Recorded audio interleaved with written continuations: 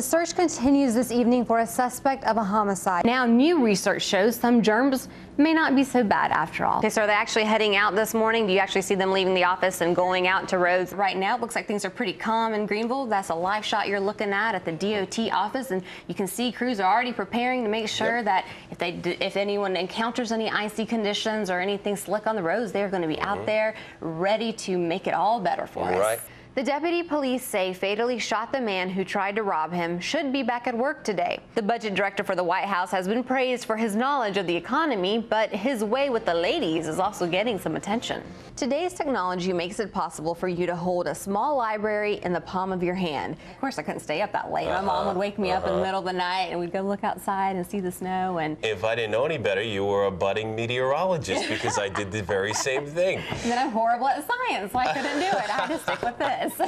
They tested out the ice for a little while and they plunged into the water. Kind of reminds me of that penguin plunge we had last week in Morehead City, except that was with people, not geese. And some very brave people, might I add, to actually jump into the water. All for charity, though. Good cause. A woman in the East is recovering this morning after she received a suspicious package containing a powdery substance yesterday. Detectives with the Lenore County Sheriff's Office were called to a home on Murphy Road in Pink Hill shortly before 1 o'clock Tuesday afternoon. They say a woman found a package containing powder and was treated for exposure.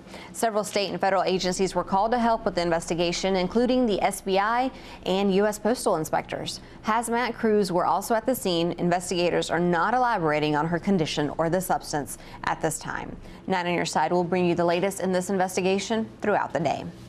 We are learning more about the man who troopers say is responsible for a deadly accident in Beaufort County this week. Harry Truman Moore faces 3 misdemeanor counts of death by motor vehicle. He's in jail under a $300,000 bond. Moore has had a number of run-ins with the law. In fact, he was arrested for a DWI just last week. But Moore was still allowed to keep his license, and troopers say he was within his rights. That's because he was charged with driving under the influence of drugs, not alcohol. Troopers must wait until drug test results come back from the SBI. A 4th person in the car is in serious condition. Hundreds of bank customers have recently become victim to a certain type of credit and debit card fraud called skimming.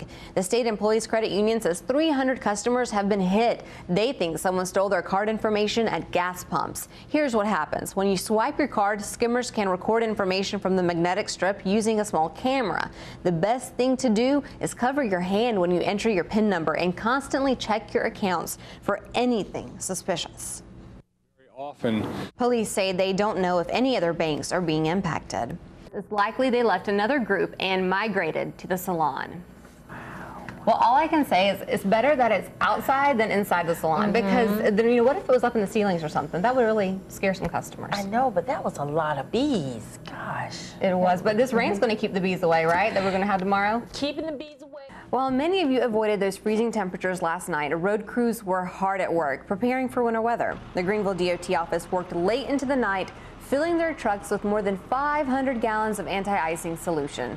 Unlike rock salt, which helps melt ice, they are using a liquid brine solution that helps prevent ice from forming. Officials say they worked on the main roads overnight to avoid heavy traffic and will be working on the secondary roads today. People will get a sneak peek of all the latest electronic items during an annual show in Las Vegas today. The annual Consumer Electronics Show features the hottest items for 2010. And this year's show is full of eye-catching gadgets like a flying saucer you can control with your iPhone, and cutting-edge notebooks like netbooks and smartbooks.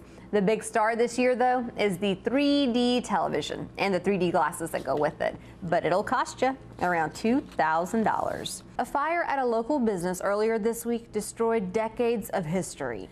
And it seems most of the country can't escape the Arctic air either. Good to know that the DOT is prepared right now to go out if there are any problems creep up. And I'm sorry, Andrew, that you didn't get to make your snowman today. Maybe next time. Exactly. Alabama can say they are the #1 team in football as they rolled past Texas to win the BCS championship. Texas was off to a good start, but lost their star quarterback Colt McCoy on their first possession of the game. Heisman Trophy winner Mark Ingram ran in for a touchdown with only 2 minutes left in the game. That helped Alabama clinch a 37-21 victory over Texas.